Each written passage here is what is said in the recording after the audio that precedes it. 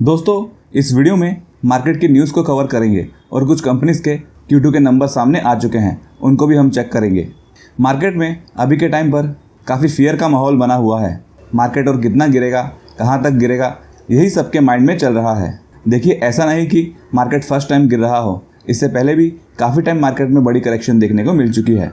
चाहे हम 2008 की बात करें या फिर 2020 की बात करें, तो मार्केट में बड़ा क्रैश देखने को मिल चुका है। लेकिन क्या मार्केट हमेशा गिरा ही रहा? नहीं, क्रैश होने के बाद में कुछ महीने या साल में शार्प रिकवरी देखने को मिल गई थी।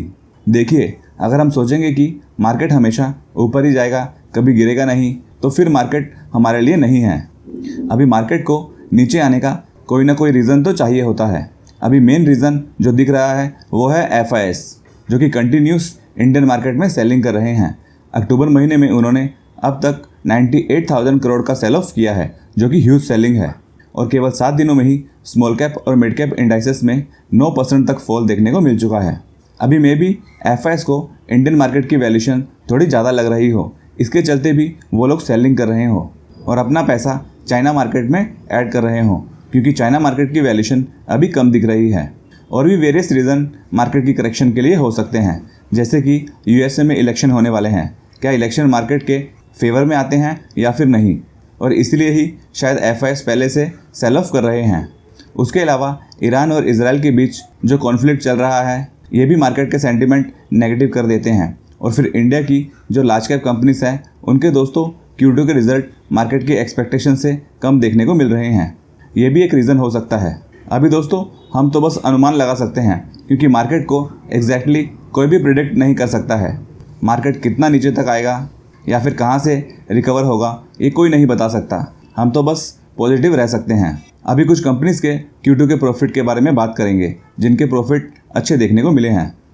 फर्स्ट कंपनी की बात करें तो ये है CDSL। इसका प्राइस अभी 1434 पर ट्रेड करते हुए देखने को मिल रहा है, जिसमें 2.45% की गिरावट हमें देखने को मिली थी। दोस्तों, इसके Q2 के नंबर सामने आ चुके हैं और नंबर काफ़ी अच्छे देखने को मिले हैं। ईयर ऑन ईयर 109 करोड़ से इंक्रीज होकर 162 करोड़ के नेट प्रॉफिट हुए हैं, जो कि 49% का अच्छा जंप है। और Q1Q बेसिस पर भी प्रॉफिट हमें इंक्रीज होते हुए देखने को मिले हैं। अगली कंपनी देखें तो ये है अनूप इंजीनियरिंग लिमिटेड। स्टॉक का प्राइस अभी 2791 पर ट्रेड कर रहा है, जिसमें 1.64% की तेजी हमें देखने को मिली थी। दोस्तों, इस कंपनी के भी नंबर काफ़ी अच्छे निकल कर आए हैं। आप देख सकते हो कि ईयर ऑन ईयर 22 करोड़ से नेट प्रॉफिट इंक्रीज होकर 32 करोड़ के हुए हैं। 49% का जंप प्रॉफिट में देखने को मिला है और क्वार्टरली बेसिस पर भी नंबर में तेजी आई है। इस कंपनी का अगर बिजनेस मॉडल देखें तो heat exchangers, reactors, pressure vessels, form components और भी वेरियस अदर प्रोडक्ट्स की ये कंपनी मैन्युफैक्चरिंग करती है, जिसका इस्तेमाल chemical, fertilizers, pharmaceuticals, water, power, aerospace, petrochemicals और ऑयल एंड गैस इंडस्ट्रीज में होता है। उसके अलावा रिसेंट क्वार्टर में FIS और DS दोनों ने इस कंपनी में अपना स्टेक इंक्रीज किया था। FIS ने 1.18% से इंक्रीज करके 1.60% किया था और DIS ने 11.06% से 13.41% होल्डिंग्स कर दी थी। नेक्स्ट कंपनी देखें तो ये है मैक्रोटेक डेवलपर्स लिमिटेड। इसका प्राइस अभी 1071 पर ट्रेड कर रहा है। इस कंपनी के भी Q2 के नंबर सामने आ चुके हैं और नंबर काफ़ी शानदार देखने को मिले हैं। नेट प्रॉफिट 203 करोड़ से इंक्रीज होकर 423 करोड़ के हुए हैं। 109% का बढ़िया जंप हुआ है, जबकि क्वार्टरली बेसिस पर थोड़े से नंबर में कमी आई है। दोस्तों, ये कंपनी अच्छा बिजनेस कर रही है। ये company largest real estate developers है in terms of pre sales and development pipeline in India, with presence in MMR, Pune and Bangalore. और इस कंपनी में प्रोमोटर्स की अच्छी होल्डिंग्स देखने को मिलती है। 72.11% की होल्डिंग्स है और FIS का इसमें लगातार स्ट्रेक बढ़ते हुए देखने को मिला है। अगली कंपनी देखें तो ये है शक्ति पंप्स इंडिया लिमिटेड। ये कंपनी भी बहुत ही ज़बरदस्त बिजनेस कर रही है। पिछले 6 महीनों में 128% के रिटर्न्स ये स्टॉक दे चुका है और एक साल का देखें तो 315% के रिटर्न्स इस स्टॉक ने प्रोवाइड किए हैं। इसके Q2 का नेट प्रॉफिट बहुत ही ज़बरदस्त निकल कर आए हैं। आप देख सकते हो कि ईयर ऑन ईयर 6 करोड़ से इंक्रीज होकर 101 करोड़ के हुए हैं। पिछले 1-1.5 साल से इस कंपनी के नंबर्स में बहुत ही तगड़ा जंप देखने को मिला है और इसी कारण स्टॉक ने अच्छा परफॉर्म किया है। दोस्तों, ये कंपनी पंप्स एंड मोटर्स की मैन्युफैक्चरिंग करती है और 2022 में ये इलेक्ट्रिक व्हीकल के सेगमेंट में भी एंटर कर चुकी है। EV Motors, charging stations, battery management systems, electric control panels और भी EV से रिलेटेड ये कंपनी काम करती है और 24% का मार्केट शेयर इस कंपनी का डोमेस्टिक सोलर पंप में देखने को मिलता है under the PM Kusum scheme, और 100+ कंट्रीज में इस कंपनी की प्रेजेंस हमें देखने को मिलेगी। उसके अलावा इसका शेयर होल्डिंग डाटा देखें तो प्रोमोटर्स की इसमें 51.57% की अच्छी होल्डिंग्स है। बाकी FIs ने इसमें अपना स्टेक 2.32% से 3.36% किया था। और बात करें DIs की तो DIs ने मामूली सा स्टेक इसमें ट्रिम किया था। अगली कंपनी की बात करें तो इसका नाम है आइनॉक्स विंड लिमिटेड। इसका प्राइस अभी 204 पर देखने को मिलेगा और 2.25% की गिरावट इसमें देखने को मिली थी। इस कंपनी ने भी दोस्तों काफ़ी अच्छा कमबैक किया है। पहले इस कंपनी के नंबर नेगेटिव में देखने को मिलते थे, बट पिछले 1 साल से इनके नेट प्रॉफिट पॉजिटिव में आ चुके हैं। दिसंबर 2023 में इन्हें 2 करोड़ का प्रॉफिट हुआ था, फिर नेक्स्ट क्वार्टर में इंक्रीज होकर 37 करोड़ का हुआ था, उसके बाद में 50 करोड़ और अभी 90 करोड़ के नेट प्रॉफिट हमें देखने को मिलेंगे, जो कि ईयर ऑन ईयर और क्वार्टर ऑन क्वार्टर बेसिस पर काफ़ी अच्छी तरीके से इंक्रीज हुए हैं। और FIs का भी स्टेक इसमें हमें इंक्रीज होते हुए देखने को मिला है। उन्होंने अपनी होल्डिंग्स को 13.37% से बढ़ाकर 15.82% किया है और DIs ने मामूली सी होल्डिंग्स स्ट्रीम की है। दोस्तों, विंड टर्बाइन जनरेटर्स में ये company one of the largest manufacturer है इंडिया में, जिनके टोटल 4 मैन्युफैक्चरिंग प्लांट्स हैं और Adani, Tata power, NHPC, oil India और भी बहुत सी कंपनीज इनके क्लाइंट लिस्ट में शामिल हैं। अगली कंपनी देखें तो ये है Jammu and Kashmir bank limited. इसका प्राइस अराउंड 98 पर देखने को मिलेगा, जिसमें 4.54% की तेजी हमें देखने को मिली थी। इस कंपनी के भी Q2 के नंबर सामने आ चुके हैं।